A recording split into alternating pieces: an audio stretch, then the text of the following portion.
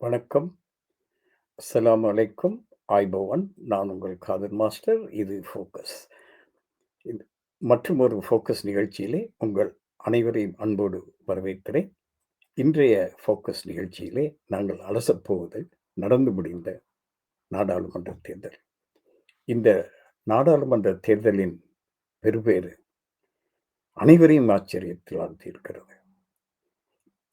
இவ்வளவு பெரிய வெற்றியை அந்த வெற்றிக்கு சொந்தக்காரர்களான தேசிய மக்கள் சக்தி கூட எதிர்பார்க்கவில்லை. அவர்களே மலைத்து போயிருக்கிறார்கள். உலகமே வியந்து நோக்கிக் கொண்டிருக்கிறது.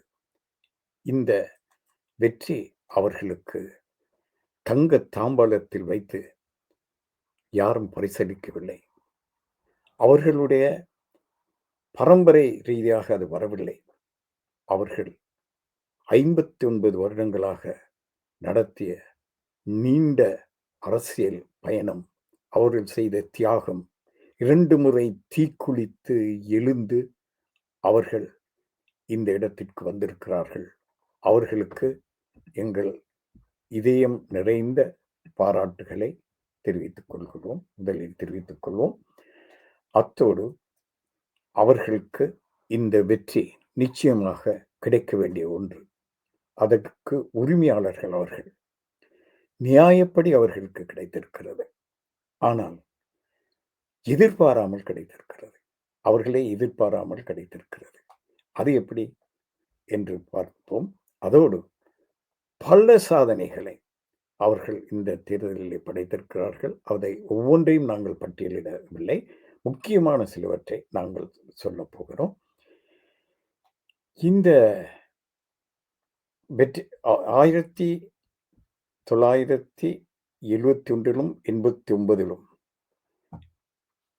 அளிக்கப்பட்ட இந்த அமைப்பு மீண்டும் எழுந்து ஆட்சிக்கு வந்திருக்கிறது.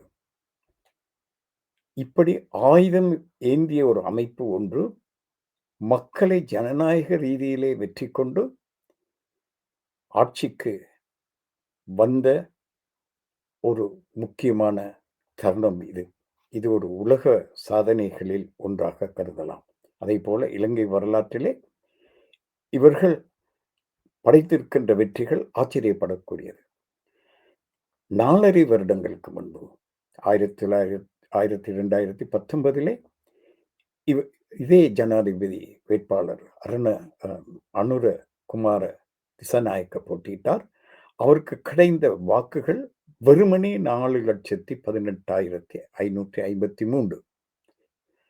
இது 3.16. வெறும் 3% வாக்குகளை பெற்றவர்கள் இந்த ஜனாதிபதி தேர்தலிலே வெற்றி பெற்றிருக்கிறார்கள். பலருக்கு அந்த ஜனாதிபதி தேர்தலிலே இவரால் வெற்றி பெற முடியுமா என்று ஒரு பெரிய சந்தேகம் இருந்ததற்கு அது ஒரு காரணமாக இருந்தது. ஆனால் அவர்கள் வெற்றி பெற்றார்கள். அந்த தேர்தலிலே 50% அவரால் எட்டி பிடிக்க முடியவில்லை. அதற்கு பல காரணங்கள் இருந்திருக்கலாம். அதை நாங்கள் இங்கு விளக்கப் போவதில்லை. ஆனால் ஜனாதிபதி தேர்தல் முடிந்து 50 நாட்களுக்கு பிறகு நடைபெற்ற இந்த பொது தேர்தலிலே அவர்கள் ஒரு உலக சாதனையை, இலங்கையின் பாராளுமன்ற வரலாற்றிலே மிகப்பெரிய சாதனையை படைத்திருக்கிறார்கள். அவர்கள் அறுதி பெரும்பான்மை ராட்சத பலத்தோடு அவர்கள் பாராளுமன்றம் சென்றிருக்கிறார்கள். மொத்தம் 159 ஆசனங்களை பெற்றிருக்கிறார்கள். இது இப்பொழுது இலங்கையிலே இருக்கின்ற தேர்தல் முறையிலே, விதாச்சார முறையிலே நினைத்து பார்க்க முடியாத ஒரு விடயம். அதிலே ஆனானப்பட்ட கோத்தபாய அவர்கள் கூட 3/2 பெற முடியவில்லை. அவ்வளவு இனவாதத்தை கக்கிக் கொண்டவர்களால் அதனை பெற முடியவில்லை. ஆனால் இவர்கள் மிகுந்த பிரயாசை அவர்கள் 3/2 மக்களிடம் கேட்கவில்லை. அண்மையிலே நேற்று டில்வின் சில்வா அவர்கள் இதன் பொதுச் செயலாளர் கேட்டது போல, நாங்கள் 3/2 எங்களுக்கு கேட்கவில்லை, மக்கள் தந்திருக்கிறார்கள், அதை பொறுப்போடு பயன்படுத்துவோம் என்ற ஒரு அழகான பதிலை அவர் கூறியிருக்கிறார். இது மிக ஆறுதல் அளிப்பதாக இருக்கிறது. இல்லை என்றால் பலருக்கு தலைகால் தெரியாமல் ஆட்டம் பிடிக்க தொடங்கி இருப்பார்கள். இது இவ்வளவு பெரிய ஒரு வெற்றியை இதுவரைக்கும் இந்த அ இந்த தேர்தல் முறையின் கீழே எந்த ஒரு கட்சியும் பெறவில்லை. இது ஒரு மாபெரும் வெற்றியாக கருதப்படுகிறது. அதோடு முதல் தடவையாக புதுமுகங்கள் இந்த அளவிலே, அதுவும் இளைஞர்கள், சாதாரண மக்களின் பிள்ளைகள் பாராளுமன்றத்திற்கு வரப்போகிறார்கள் என்பது மற்றொரு மகிழ்ச்சியான ஒரு விடயம்.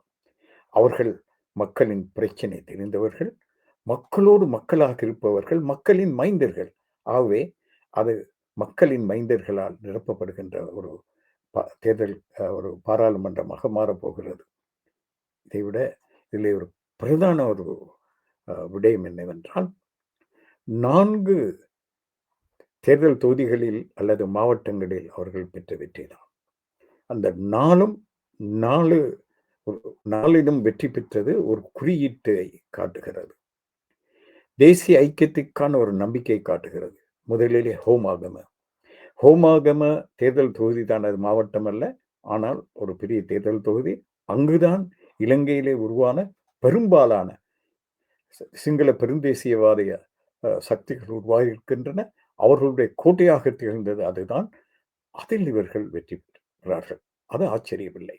ஆனால் ஒரே சமயத்தில் தெற்கை சேர்ந்த ஒரு கட்சி ஹோமாகமையிலும் வெற்றி பெற்று, யாழ்ப்பாண மாவட்டத்திலும் வெற்றி பெற்று, மலையகத்திலும் வெற்றி பெற்று, இதுவரை முஸ்லிம் காங்கிரஸ் அமைக்கப்பட்ட காலத்திலிருந்து தோல்வியை கண்டிருக்காத ஹோமாகம கல்முனை தொகுதியிலும் வெற்றி பெற்றிருப்பது ஒரு ஒரு வரலாற்று திருப்பமாக நாங்கள் பார்க்க முடியும்.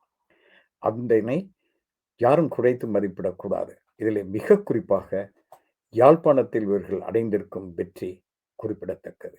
ஏனென்றால் இதுவரைக்கும் தெற்கு பகுதியை சேர்ந்த ஒரு கட்சி யாழ்ப்பாணம் மாவட்டத்தில் இந்த அளவு வெற்றியை ஈட்டியதில்லை.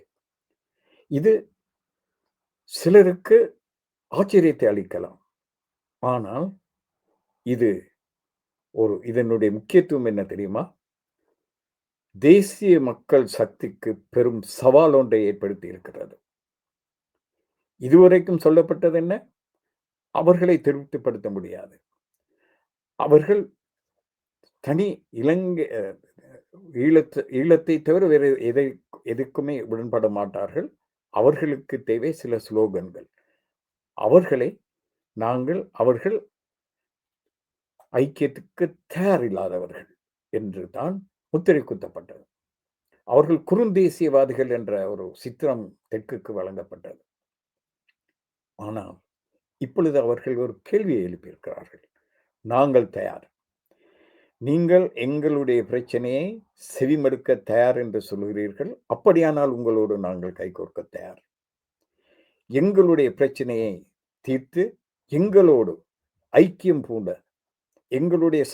எங்களுடைய உரிமையை மதித்து சமத்துவத்தோடு எங்களை நடத்த நீங்கள் தயார் என்பதை நீங்கள் நிரூபியுங்கள் என்ற ஒரு சவாலை இவர்களுக்கு விட்டிருக்கிறார்கள். ஆகவே தேசிய மக்கள் சக்தி இந்த வெற்றியை கொண்டாடுவதை விட அவர்கள் மிக பொறுப்போடு அந்த குரலை கேட்பது மிக அவசியமாக இருக்கிறது. அடுத்ததாக இவர்கள் வெற்றி பெற்றதற்கான காரணத்தை நாங்கள் முதலாவது பார்க்க போகிறோம். இன்னும் சொல்வதாக இருந்தால் பல விடயங்கள் இருக்கிறது. இதுவரைக்கும் நடைபெற்ற தேர்தலிலே மிக ஜனநாயக முறையில் நடைபெற்ற தேர்தல் இது. ஒரு செயல் விடவில்லை. ஊழல்கள் அதில் இருக்கவில்லை. அரசு வளங்கள் அதில் பயன்படுத்தப்படவில்லை. எதிரணியினர் அச்சுறுத்தப்படவில்லை. சுதந்திரமாக மக்கள் தங்கள் வாக்குகளை போட்ட ஒரு தேர்தல் இது. தேர்தல் முடிந்த பிறகும் இதுவரைக்கும் நடைபெற்ற பாராளுமன்ற தேர்தல்கள் அனைத்தையும் விட அமைதியாக தேர்தல் இங்கே நடைபெற்றிருக்கிறது. இது மக்கள் தாங்களாக விரும்பி அளித்த வாக்கு. மக்கள் இந்த அளவுக்கு இந்த அரசாங்கத்தை நம்பியதற்கு பல காரணங்கள் இருக்கலாம். ஆனால் இது எங்கள் அரசு என்று நம்பியதுதான் அதற்கு பிரதான காரணமாக இருந்திருக்கிறது. ஆகவே இதனை 2வது சுதந்திரம் என்று நாங்கள் சொல்லலாம். அதற்கு காரணம் இதுவரை இலங்கை ஆட்சி செய்த பாரம்பரிய காலனித்துவ மேட்டுக்குடிகள் உடைய பிடியின் ஆட்சியிலிருந்து இப்பொழுது பாராளுமன்றம் மீண்டிருக்கிறது. இந்த வெற்றி இவர்கள் பெற்றுக்கொண்டதற்கான அடிப்படை காரணங்களை இனி நாங்கள் சுருக்கமாக பார்ப்போம். இதுவரை இந்த நாட்டை ஆட்சி செய்தவர்கள் சுதந்திரம் பெற்றதிலிருந்து இந்த நாட்டை அபிவிருத்தி செய்வதற்கான ஒரு தெளிவான கண்ணோட்டத்தை கொண்டிருக்கவில்லை. அவர்கள் தங்களுடைய குடும்பம், தங்களை சார்ந்தவர்கள், தங்களுடைய அணியினர் அல்லது வர்க்கத்தினருடைய நலனை மாத்திரம்தான் பார்த்து வந்தார்கள். இவர்கள் இந்த நாட்டை அபிவிருத்தி செய்யாத காரணத்தினாலே இங்கே பொருளாதாரம் மேம்படவில்லை. அதனால் ஏற்பட்ட பொருளாதார நெருக்கடிகளை எண்ணிக்கையில் சிறுபான்மையான மக்கள் மீது தலையிலே கட்டிவிட்டு பிரித்தாளும் தந்திரத்தின் மூலம் நாட்டை ஆள்வதற்கு அவர்கள் இனவாதத்தை கக்கினார்கள். இதனால் இலங்கை பிளவுபட்டது. 30 வருட யுத்தத்திற்கு முகம் கொடுத்தது. மனித வளமும் பெருமளவு பொருளாதார வளமும் அழிந்து நாட்டு ஒரு குட்டிச்சுவருக்கானது. அதே போல பிற்காலத்திலே 77க்கு பிறகு ஊழல் எல்லா மட்டத்திலும் அதிகரித்து அது ஒரு புற்றுநோயைப் போல பரவி இந்த நாட்டை புரையோடு செய்தது. இதனால் இந்த நாடு ஒரு நாளுக்கு நாள் பொருளாதார சீர்கேட்டில் மூழ்கிக் கொண்டு வரும்போது 2015 மஹிந்த ராஜபக்ஷ 2 முக்கியமான காரியங்கள் நடைபெற்றது. 2009 யுத்தம் மௌனிக்கப்பட்ட பிறகு ஒரு சூழல் ஏற்பட்டது. இந்த நாட்டிலே மறுபடியும் அந்த தமிழ் மக்களுடைய குறைகளை தீர்த்து ஒரு ஐக்கியத்தை ஏற்படுத்தக்கூடிய ஒரு நிலைமை ஏற்பட்டது. ஆனால் அதற்கு பதிலாக மஹிந்தவுடைய அரசு இன்னொரு எதிரியை தேடி முஸ்லிம்களை குறிவைத்து அந்த இனவாத அரசியலிலே தன்னுடைய காலத்தை கடத்த போனது. ஆனால் இந்த நாட்டின் பாதுகாவலர் என்ற பிம்பம் ஏற்பட்டதனால் அவர் அசைக்க முடியாத ஒரு சக்தியாக வளர்ந்து வந்தார். அவர் அந்த நேரத்திலே செய்த அபிவிருத்தி வேலைகளும் மக்களுக்கு மகிழ்ச்சியை அளித்தன. ஊழல்கள் மலிந்திருந்தாலும் கூட. ஆனால் அந்த ஊழல்கள் எல்லாம் ஒரு பெரும் சுமையாக வந்து 2019க்கு பிறகு வேறு சில காரணங்கள் அமைந்தன. இந்த மாற்றத்திற்கு துரிதப்படுத்திய காரணங்கள் 2019 நடைபெற்ற ஈஸ்டர் குண்டு தாக்குதல். அந்த பயங்கரவாத தாக்குதலை பற்றி ஆய்வாளர்கள் அதனுடைய தாக்கத்தை சரியாக புரிந்து கொள்ளவில்லை இதுவரைக்கும். அதுதான் மஹிந்த ராஜபக்ஷ அவர்களுடைய குடும்பத்தின் அந்த இந்த சிங்கள தேசியத்தின் பாதுகாவலர்கள் என்ற பிம்பத்தை உடைத்தது. ஏனென்றால் இதை வேறு யாரும் செய்யவில்லை, அவர்கள் ஆட்சிக்கு வருவதற்காக செய்த ஒன்று என்பதை மக்கள் தெரிந்த போது அதிர்ச்சி அடைந்தார்கள். சிங்கள இனவாதத்தின் குரூர முகம் அவர்களுக்கு தெளிவாக தெரிந்தது. ஆகவே அவர்கள் பதைத்து போனார்கள். ஆகவே அங்கு வெடித்த அந்த குண்டு மஹிந்த ராஜபக்ஷத்தின் பிம்பத்தை தூளாக்கியது. அதே போல இனவாதத்தின் சுரூபத்தை வெளிச்சத்துக்கு கொண்டு வந்தது. அதன் பிறகு கோத்தபாய ஆட்சிக்கு வந்து அனுபவமற்ற அவர் செய்த கூத்துகளா பொருளாதார சிக்கல் மேலும் அதிகரித்தது.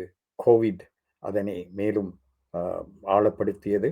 கடைசியிலே மக்கள் எண்ணெய்க்காகவும் உணவு பண்டங்கள் வாங்குவதற்காகவும் தெருக்களில் நிற்க போய் அரகலையை வெடித்தது. இந்த அரகலைய அந்த ஈஸ்டர் தாக்குதலுக்கு பிறகும் ஏற்பட்ட மாற்றத்தை, அந்த தாக்கத்தையும், பொருளாதார நெருக்கடி ஏற்படுத்திய தாக்கத்தையும் சரியாக பிரதிநிதித்துவப்படுத்தி மக்களை அணி திரட்டியது. இலங்கை வரலாற்றில் முதல் தடவையாக ஒரு மாபெரும் மக்கள் போராட்டம் நடைபெற்றது. அந்த போராட்டம் முதலாவது இலங்கையில் இருக்கின்ற மக்களின் பலத்தை அவர்களுக்கு உணர்த்தியது. குறிப்பாக இளைஞர்களை அணி திரட்டி அவர்களுடைய பலத்தை உணர்த்தியது. கோத்தபாய விரட்டப்பட்ட பிறகு அவர்களுடைய பலம் அவர்கள் உணரத் தொடங்கினார்கள். அடுத்து இனவாதத்தை பின்தள்ளிவிட்டு மக்களுடைய பிரச்சனையை முன்னுக்கு கொண்டு வந்து நிறுத்தியது. பொருளாதார பிரச்சனை, தேசிய ஐக்கியத்தின் முக்கியத்துவம், இவற்றை அது முன் கொண்டு வந்து நிறுத்தியது. அனைத்திற்கும் மேலாக இந்த ஆட்சியாளர்கள், இந்த ஊழல்கள் எவ்வளவு தூரம் இந்த பொருளாதார வீழ்ச்சிக்கு காரணம் என்பதை வெளிச்சத்துக்கு கொண்டு வந்து புரிய வைத்து அவர்கள் மீது ஒரு வெறுப்பையும் ஆத்திரத்தையும் ஏற்படுத்தி சிஸ்டம் சேஞ்ச், கட்டமைப்பிலேயே மாற்றம் வேண்டும், இவர்கள் அனைவரையும் வீட்டுக்கு அனுப்ப வேண்டும் என்ற கோஷம் அங்கே ஒலிக்கத் தொடங்கியது. அதன் பிறகு இரவல் ஜனாதிபதியாக கோத்தா வெளியேறிய பிறகு வந்த ரணில் ஜனநாயக இந்த இலங்கையில் இருக்கின்ற போலி ஜனநாயகத்தின் முகத்திரையை கிழித்து காட்டினார். ஒரு பக்கம் போராட்டத்தில் ஈடுபட்டவர்களை வேட்டையாடி கொண்டு கடைசி நேரத்திலே, தேர்தல் நேரத்திலே அவர்களுக்கு லஞ்சம் கொடுப்பது போல, அதுவும் கொடுப்பதாக பொய் வாக்குறுதி கொடுப்பது அவருக்கு பிறவி குணம், கொடுத்து வாக்கு பெறலாம் என்று நினைத்தார். பாராளுமன்றத்திலே தனியாளாக சென்று அந்த அங்கிருக்கின்ற திருடர்களை எல்லாம் யாரை விரட்டி அடிக்க வேண்டும் என்று மக்கள் போராடினார்களோ அவர்களெல்லாம் ஒன்று சேர்த்து கொண்டு, அவர்களை பாதுகாத்துக் கொண்டு, அவர்களை லஞ்சம் கொடுத்து கொண்டு, அவர்களுடைய வாக்கை வாங்கி கொண்டு, அவர் ஒரு ராஜாவை போல, ஒரு சிற்றரசரை போல பவனி வந்தார். அந்த பாராளுமன்றத்தில் பெரும்பான்மை இருந்தால் நாட்டிலே தனக்கு பெரும்பான்மை இருப்பது போன்ற ஒரு பிரமையோடு நாட்டை அவர் நிர்வகித்தார். நீதிமன்றத்தை கேலி செய்தார். அவர்களுடைய எதையும் தனக்கு இருக்கின்ற அது இரவல் ஜனாதிபதியாக வந்திருக்கிறோம் என்ற இன்னும் கூட அவர்களுக்கு இல்லாமல் தான் காலம் முழுவதும் தான் ஜனாதிபதியாக இருக்க போகிறோம் என்ற எண்ணத்தோடு அவர் அனைத்து காரியங்களையும் செய்து பாராளுமன்றத்தை முத்தி போட நினைத்தார். அது முடியாமல் போன போது தேர்தலுக்கு முகம் கொடுக்க வேண்டி வந்தது. அவர் இந்த பொருளாதார நெருக்கடியில் இருந்து நாட்டை அந்த கொஞ்சம் ஸ்திரப்படுத்தினார். உலக வங்கி கடனை பெற்றது என்ற ஒரு பக்கம் இருக்கிறது அவருக்கு. அதை வைத்துக் கொண்டு தேர்தலிலே வெற்றி பெறலாம் என்று நினைத்தார்கள். அவருக்கு மேற்குலகத்தோடு இருக்கின்ற நெருங்கிய தொடர்பு நாட்டை காப்பாற்றும் என்பதுதான் அவர் தேர்தலிலே செய்த பிரச்சாரம். அந்த பிரச்சாரமே மக்களை அச்சுறுத்துவதாக இருந்தது. ஏனென்றால் இவர் வெளிநாட்டவர்களுக்கு இலங்கையை அடமானம் வைப்பதிலே அவருக்கு அதிலே ஒரு சந்தோஷம் அவருக்கு. அப்படிப்பட்டவருக்கு அதிகாரத்தை கொடுக்கக்கூடாது என்பதற்காக அவர் இப்பொழுது தனக்கு வாருங்கள் நான் உங்களுக்கு பாடம் எடுக்கிறேன், உங்களுக்கு பொருளாதாரம் தெரியாது, அனுபவம் இல்லை என்று சொல்லி பாடம் எடுப்பதற்கு போன அவருக்கு மக்கள் இந்த தேர்தலிலும் ஜனாதிபதி தேர்தலிலும் தகுந்த பாடத்தை கொடுத்திருக்கிறார். இருந்தாலும் அவர் பாடம் படிக்க மாட்டார். அது இன்னொரு விடயம். ஆகவே இந்த நிலைமைகள் அனைத்தும் சேர்ந்துதான் இவர்களுக்கு ஒரு நிலைமையை ஏற்படுத்தியது. மாற்றம் வேண்டும். அந்த மாற்றத்தை கொண்டு வருவதற்கு பொருத்தமானவர் யார்? எல்லோரும் மாற்றத்தை பற்றி பேசத் தொடங்கினார்கள். ஆனால் யாரை இவர்கள் விரட்ட நினைத்தார்களோ, அடித்து விரட்ட நினைத்தார்களோ, அவர்களும் மாற்றத்தை பற்றி பேசத் தொடங்கினார்கள். அந்த அளவுக்கு மாற்றம் பற்றிய கோஷம் மக்களுடைய கோஷமாக மாறியது. இந்த நிலையிலே தான் இந்த மாற்றத்தை கொண்டு வரக்கூடியவர்கள் யார் என்பதை மக்கள் தேர்ந்தெடுக்க வேண்டிய ஒரு நிலைமை ஏற்பட்டது. அதற்கு அவர்கள் நம்பியது 2 பேரை அவர்கள் முன்னால் நின்றிருக்க வேண்டும். ஒன்று அந்த போராட்டத்திலே இருந்த சமத்துவ கட்சி, மற்றது தேசிய மக்கள் சக்தி. அவர்களுக்கு அடக்குமுறை அதிகமாக இருந்தது. அதைவிட அவர்களுக்கு இந்த ஜேவிபி இந்த என்பி தேசிய மக்கள் சக்தியை போல பரந்துபட்ட மக்கள் அந்த வலைப்பின்னல் கீழ்மட்ட மக்கள் பின்னல் இருக்கவில்லை. ஆகவே இந்த அறகலையினதும் அறகலையின் அந்த கிடைத்த பயனை இவர்கள் அறுவடை செய்து கொண்டார்கள் மற்றவர்களை விட. அடுத்தது இவர்கள் ஆரம்பத்தில் ஆயுத போராட்டத்தில் இறங்கினாலும் பிற்காலத்திலே குறிப்பாக இதிலே அனுரகுமார திசாநாயக்கவை போல ஒரு ஆற்றல் மிக்க ஒரு பேச்சாளர், ஒரு நேர்மையான ஒரு தலைவர் மறுபக்கத்தில் எங்குமே இருப்பதாக மக்கள் நம்பவில்லை. அவருடைய பேச்சுக்கு ஈடு கொடுக்கக்கூடிய, மக்களை கவரக்கூடிய அவருடைய பேச்சுக்கு ஈடாக பேசக்கூடிய யாருமே அங்கு இருக்கவில்லை. ஆகவே இந்த மார்க்கெட்டிங் என்று சொல்வார்கள், அரசியல் சந்தைப்படுத்தலிலே ஜேவிபி தான் முன்னிலை வகித்தது. அதை அனைத்தையும் விட அவர்களுடைய வரலாறு, அவர்களை விமர்சிக்கின்ற எதிரிகள் கூட அவர்களுடைய நேர்மையை குறை சொல்ல மாட்டார்கள். அவர்கள் ஊழலுக்கு எதிரானவர்கள் என்பதை அவர்கள் நன்றாக அறிவார்கள். அவர்கள் மக்களோடு இருக்கிறார்கள், மக்களுக்காக போராடுகிறார்கள், மக்களில் ஒருவர் அவர்கள் என்பதிலே மக்களுக்கு சந்தேகம் இருக்கவில்லை. ஆகவே அவர்கள் அதனை தேர்ந்தெடுக்கிறார்கள். இதிலே எதிர்க்கட்சி செய்த பிழை என்னவென்றால், நான் முதலில் சொன்னது போல ரணிலுக்கு எந்த இதுவும் இருக்கவில்லை. எனக்கு மேற்குலகம் இருக்கிறது. எனக்கு வாங்கள் நாங்கள் பாடம் எடுக்கிறேன் என்று சொல்லிக்கொண்டு கொக்கரித்து திரிந்தது தான் அவர் செய்யக்கூடிய வேலையாக இருந்தது. அவர் அடுத்ததாக ஒரு சிறந்த ஒரு எதிர்க்கட்சியாகவாவது சஜித் பிரேமதாசவுக்கு வந்திருக்கக்கூடிய நிலைமை இருந்தது. ஏனென்றால் மஹிந்தவுடைய குடும்பமே அவர்கள்தான் இந்த ஊழலிலே முதலாவது எதிரிகளாக அவர்களை விரட்டுவது தான் அவர்களின் நோக்கமாக இருந்தது. அதில் அவர்கள் வெற்றி பெற்றார்கள். அவர்கள் மீண்டெழுவது கஷ்டம். அதற்கடுத்து ரணிலும் தன்னைத்தானே குழி தோண்டி புதைத்துக் கொண்டார். சஜித் ஒரு திசை தெரியாத ஒரு தலைவர். அவருக்கு ஒரு விஷன் கிடையாது. அவரும் என்ன செய்தார்? உண்மையிலே நாட்டின் உண்மையான பிரச்சனை என்னென்ன? சரியான பொருளாதார கொள்கை இல்லை. சரியான பொருளாதார நிர்வாகம் இல்லை. இனவாதத்தை தூண்டுகின்ற காரணிகளை இல்லாமல் செய்ய வேண்டும். அடுத்து வெளிநாட்டு ஊடுருவல்களை தடுக்க வேண்டும். இவைதானே பிரதான விடயங்கள். இவற்றை அடுத்தது ஊழல். இன்றைக்கு புறையோடி போயிருக்கின்ற ஊழல்.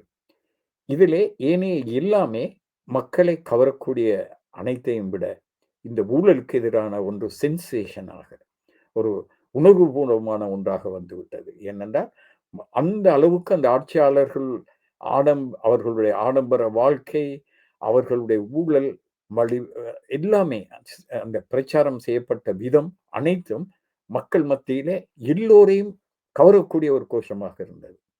இனவாதத்துக்கு எதிரான அரசியல் எடுத்தால் சில வேளையை தெற்கு குவித்துக் கொள்ளும். தெற்கு சாதகமாக அதை பாவித்தால் வடக்கை இழக்க வேண்டி வரும். ஆனால் அனைவரையும் இணைக்கக்கூடிய ஒரு டாக்டிக்கல், ஒரு தந்திரோபாய ரீதியான ஸ்லோகனாக இவர்கள் அன்று மிகவும் மக்களுக்கு பரபரப்பை ஊட்டிய ஊழலுக்கு எதிரான இந்த நாட்டை சூறையாடியவர்களை தண்டிப்போம் என்ற ஸ்லோகனை அவர்கள் முன்வைத்தது அனைவரையும் இணைக்கக்கூடியதாக இருந்தது. ஆகவே அனைவரையும் இணைக்கக்கூடிய ஒரு ஸ்லோகனை அவர்கள் முன்வைத்தார்கள். இரண்டாவது, சஜித் விட்ட பிழை என்னவென்றால் அவர் ஒரு மாற்று கோஷத்தை முன்வைக்கவில்லை. அவரும் நாங்கள் ஊழலை ஒழிப்போம், ஊழல் தான் பிரதான என்பது தான் அவருடைய பிரதான முழக்கமாக இருந்தது. ஆனால் மறுபக்கத்திலே மஹிந்த ராஜபக்சேவோட இருந்து பிரிந்து வந்தவர்களையும் அவர் இணைத்துக் கொண்டார்.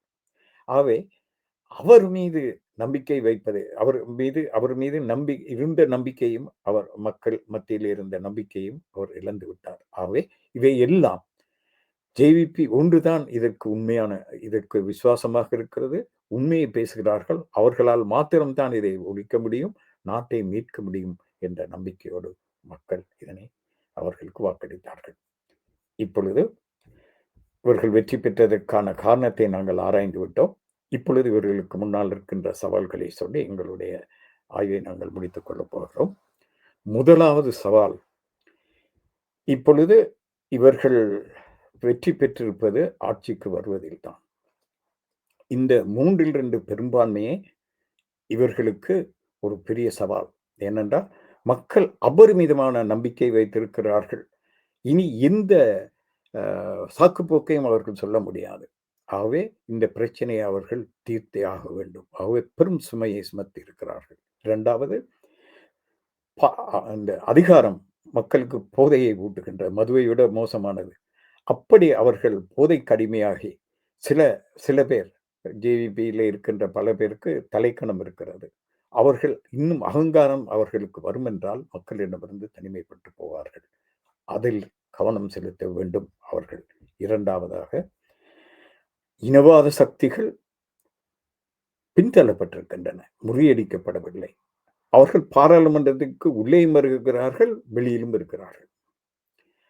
அவர்கள் தருணம் பார்த்துக் கொண்டிருக்கிறார்கள். அதே போல ஊழல் பேர்வழிகள், போதை வசதி கடத்தல்காரர்கள், பாதாள உலகத்தை சேர்ந்தவர்கள் எல்லோரும் இப்பொழுது அமைதியாக இருக்கிறார்கள், தருணம் பார்த்துக் கொண்டிருக்கிறார்கள். இவர்கள் அனைவரும் ஒன்று திரண்டு இந்த அரசாங்கத்திற்கு எதிராக எந்த நேரத்திலும் விட முடியும். ஆகவே இவர்கள் தவறு செய்யாமல் தங்களை காப்பாற்றிக் கொள்ள வேண்டும். மூன்றாவதாக, இந்த தமிழ் பேசும் மக்கள் வைத்திருக்கின்ற பிரச்சனையை கையாள தவறினால், அதன் பிறகு ஒரு இனவாதம் இந்த நாட்டிலே எழுந்தால், இந்த அரசாங்கத்தினால் இந்த பிரச்சனையை தீர்க்க முடியாது. இவர்கள் இப்பொழுதுதான் இலங்கையை ஒன்றிணைக்கக்கூடிய யூனிஃபையிங் ஃபோர்ஸ் என்று சொல்வார்கள். அப்படி இது வந்திருக்கிறது. வரலாற்றிலே பல தடவைகள் சிலருக்கு வாய்ப்புகள் கிடைத்தன. அதனை தவறவிட்டிருக்கிறார்கள். இந்த தடவை மக்கள் சக்தி என்பது ஒரு இடதுசாரியாக அது வந்திருக்கிறது. அவர்கள் இதை கைவிட்டால், அதை தோல்வி அடைந்தால் வரலாறு அவர்களை மன்னிக்காது. அதனுடைய விளைவு பாரதூரமாக இருக்கும். மூன்றாவதாக இலங்கையின் பூகோள முக்கியத்துவம், அது அதனுடைய அமைந்திருக்கின்ற பூகோள நிலைமை சர்வதேச இன்றைய உலக பூகோள அரசியலுக்கு மிக முக்கியத்துவம் வாய்ந்தது. ஆகவே வல்லரசுகள் தங்களுடைய காலை பதிப்பதற்கு இதிலே முனைவார்கள். அவர்கள் அந்த வெளிநாட்டவர்களின் எங்கள் உள்விவகாரங்களிலே தலையிடுவதற்கு அனுமதித்தால் இந்த நாடு சீரழிந்து போகும். உண்மையிலே எங்களுடைய அந்த நாங்கள் அமைந்திருக்கின்ற அந்த இடம் ஒரு பக்கத்தில் எங்களுக்கு அதிர்ஷ்டம். அதனை சாதகமாக நாங்கள் பயன்படுத்தி கொண்டால் நாங்கள் வெற்றி பெறுவோம். இந்த பொருளாதார சிக்கலிலிருந்து வெளியே கரை சேருவதற்கு அது உதவியாக இருக்கும். தவறுதலாக ஆண்டால் இந்த ஆட்சியும் நிலைக்காது. இந்த எங்களுடைய எதிர்காலம் மிகவும் ஆபத்தானதாக இருக்கும். அடுத்ததாக இன்னும் ஒரு விடயம், இந்த இனிமேல் எதிர்க்கட்சி பாராளுமன்றத்துக்கு உள்ளே இல்லை. பாராளுமன்றத்துக்குள்ளே அங்கே போயிருந்தாலும் அவர்களுடைய பலம் மிக குறைவாக இருக்கும். அவர்கள் பேசுகின்ற குரலை மக்கள் அங்கே கேட்கப் போவதில்லை. அவர்கள் பாராளுமன்றம் இனிமேல் ஒரு புனர்ஸ்தாபன ஒரு பள்ளிக்கூடம் போல இருக்கும். ஒருவர் எப்படி முன்னர் பாடசாலை மாணவர்கள் வருவதற்கு அங்கு தடை விதிக்கப்பட்டிருந்ததே அப்படியெல்லாம் இருக்காது. ஒரு நாகரீகம் அங்கே அவர்களுக்கு கற்றுக் கொடுக்கப்படும். எளிமையாக இருப்பது எப்படி என்று அவர்களுக்கு போதனை செய்யப்படும். அந்த மாற்றங்களுக்கு அவர் உள்ளாவார்களே தவிர அவர்களால் அங்கே பெரிதாக எதுவுமே எதிர்க்க முடியாது. ஏனென்றால் இவர்கள் மக்கள் நல திட்டங்களை, மக்கள் மைய கொள்கைகளை கொண்டு செல்லும் போது அவர்கள் எதிர்க்க முடியாது. ஆனால் அவர்களுக்கு எதிர்ப்பு வெளியிலே தான் இருக்கும். ஏனென்றால் இவர்களை நம்பி வாக்களித்த மக்கள் நேரடியாக வாக்களித்திருக்கிறார்கள். இதுவரைக்கும் பாராளுமன்றத்துக்கு வந்தவர்கள் மக்களுக்கு பொறுப்பு கூற வேண்டியதில்லை. ஏன்? அவர்கள் பொறுப்பு கூற வேண்டியது அவர்களுக்கு பணம் கொடுத்தவர்கள், போதை வஸ்து கடத்தல்காரர்கள், பாதாள கோஷ்டியர்கள், ஊழல் மிக்க வணிகர்கள். ஏனென்றால் அந்த அளவுக்கு பணம் போட்டுத்தான் அவர்கள் அரசியல் செய்தார்கள். ஆகவே இவர்களை வெற்றி பெற செய்து சண்டியர்களை போட்டு அல்லது சாராயத்தை கொடுத்து, சாப்பாட்டை கொடுத்து, காசை கொடுத்து, ஏதோ ஒரு வழியிலே எல்லாம் அவர்களை வெற்றி பெற வைத்தவர்களுக்குத்தான் அவர்கள் பொறுப்பு கூற வேண்டும், மக்களுக்கு அல்ல. ஆனால் இப்பொழுது அந்த போஷகர்கள் எல்லாம், அந்த பேட்டன்ஸ் எல்லாம் இந்த தேர்தல் களத்திலே இல்லை. தேசிய மக்கள் சக்திக்கு அப்படி யாரும் இல்லை. ஆகவே அவர்கள் நேரடியாக மக்களுக்கு பொறுப்பு கூற வேண்டியிருக்கிறது. ஆகவே மக்கள் தான் இவர்களுக்கு எதிர்கட்சியாக மாறுவார்கள். அடுத்தது, இந்த அறகலே போராட்டத்தின் போது முன்னணி வகித்த தலைவர்கள், பல சமூக அமைப்புகள் இன்று பாராளுமன்றத்திலே வாக்கு பெறாவிட்டாலும் கூட ஒரு சமூக சக்தியாக வெளியிலே இருக்கின்றன. ஆகவே நாளை இவர்கள் தவறிழைத்தால் அதுதான் எதிர் சக்தியாக ஒரு பிரளயமாக எழும். இந்த நிலைமையை கருத்தில் கொள்ள வேண்டும் என்ற ஒரு நேச ஒரு வேண்டுகோளோடு மீண்டும் உங்களுக்கு நல்வரவு கூறி இந்த சுதந்திரத்தை நாங்கள் கொண்டாட வேண்டும். உண்மையான சுதந்திரத்தை நாங்கள் கொண்டாட வேண்டும். அதே போல இந்த சுதந்திரத்தை தக்க வைத்துக் கொள்வதற்கு நாங்கள் ஒத்துழைப்பு கொடுக்க வேண்டும். அது எங்கள் கடமை என்று கூறி உங்களிடமிருந்து விடைபெறுகிறேன். நன்றி, வணக்கம், அஸ்ஸலாமு அலைக்கும். மீண்டும் அடுத்த நிகழ்ச்சியிலே நாங்கள் சந்திப்போம். அதுவரை உங்களிடமிருந்து விடைபெறுவது உங்கள் ஆதரவு.